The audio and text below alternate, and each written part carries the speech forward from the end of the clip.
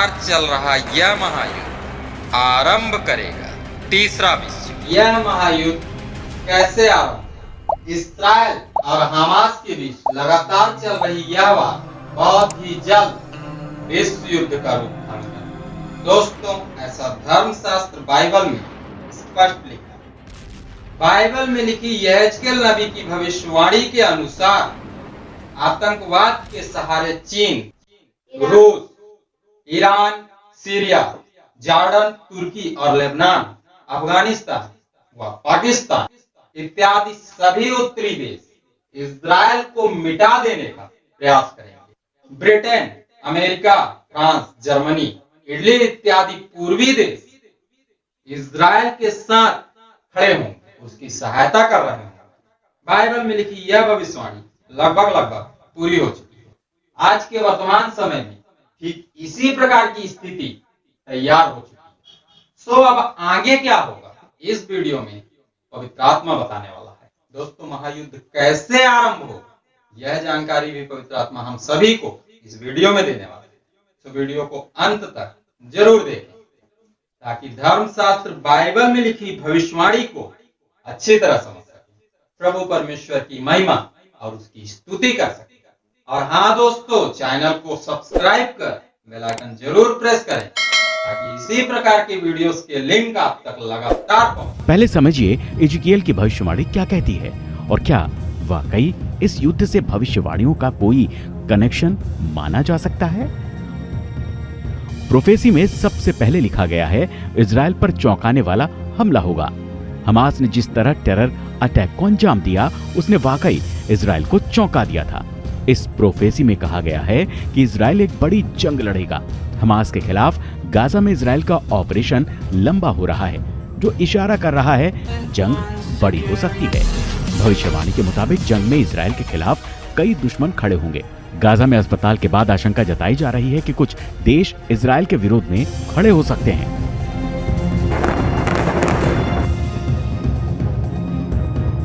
युद्ध भले ही लड़ा मैदान जंग में जाता है, लेकिन इसका असर आर्थिक से लेकर सामाजिक तक होता है। और गाजा में मैं आपका दोस्त अमित अग्रवाल, खुदावंद यीशु मसीह के नाम में आप सबों को जय मसीह। बाइबल में लिखी भविष्यवाणी कहती है, चल रहे इस महायुद्ध के शांत होते ही उन यहूदियों को जो अन्य देशों में बसे हैं, विरोधियों द्वारा भयंकर सताया जाए, उन्हें लूटा जाए। सऊदी अरब और प्रत्येक पूर्वी देश आने वाले विरोध की निंदा करेंगे। दोस्तों, सऊदी अरब विरोधियों की निंदा तो करेगा, और सहायता किसकी करेगा, साथ किसको देगा, यह धर्मशास्त्र बाइबल में स्पष्ट नहीं लिखा। हमारा भारत देश किस तरफ होगा, दोस्तों यह बात भी धर्मशास्त्र बाइबल में स्पष्ट नहीं लिखी है। पर जिस तरह इजराइल का वो मित्र है, इजराइल की वो सहायता कर रहा है, हमें ऐसा लगता है कि निश्चय हमारा भारत देश भी इजराइल के साथ खड़ा हो। यहेजकेल की पुस्तक उसके 38 अध्याय के 15 पद में लिखा है, इजराइल के उत्तर में बसे सभी आतंकी संगठन एक साथ मिलकर इजराइल देश पर चढ़ाई करेंगे। यहेजकेल की पुस्तक उसके 38 अध्याय के 16 पद में लिखा है, जैसे बादल भूमि पर छा जाता है, अर्थात प्रत्येक आतंकवादी संगठन, प्रत्येक उत्तरी विरोधी देश इजराइल देश को घेर लेंगे। यहेजकेल की पुस्तक उसके 38 अध्याय के 17 पद में लिखा है, यहेजकेल के घिरते ही वह महायुद्ध आरंभ हो जाएगा। दोस्तों, इसी महायुद्ध का वर्णन प्रकाशित वाक्य की पुस्तक उसके 6 अध्याय के 8 से 9 पद में प्रेरित यूहन्ना जी ने भी लिखा। दर्शन की पुस्तक प्रकाशित वाक्य के 6 अध्याय के 7 से 8 पद में प्रेरित यूहन्ना जी ने इस दर्शन का वर्णन किया। यहेजकेल की पुस्तक उसके 38 अध्याय के 18 पद में लिखा है, इजराइल की सहायता करने वाले परम पवित्र परमेश्वर के अनुयायी होंगे। सो उनकी ओर से उन दिनों पृथ्वी पर भयंकर आग बरसे, हाहाकार मच जाएगा। दर्शन की पुस्तक प्रकाशित वाक्य में लिखे वचन के अनुसार पृथ्वी के 1/4 मनुष्य मृत्यु की आग उसमें समा जाएंगे।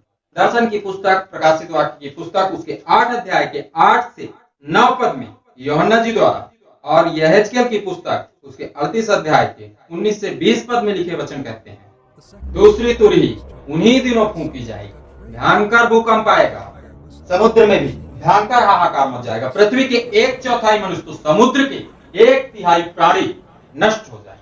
प्रकृति में आई इस भयंकर तबाही से सभी देश हिल जाएंगे, थरथरा उठेंगे। चल रहा महायुद्ध भयंकर तबाही मचाने के बाद, भविष्यवाणियों को पूर्ण करने के बाद अचानक रुक जाएगा। उसके बाद क्या होगा दोस्तों? क्या आतंकवाद समाप्त हो जाएगा? आज समय कम पड़ रहा है, इसलिए हम इन बातों को नहीं बता पा रहे हैं, परंतु हमारे अगले वीडियो को अगले सोमवार अवश्य देखें।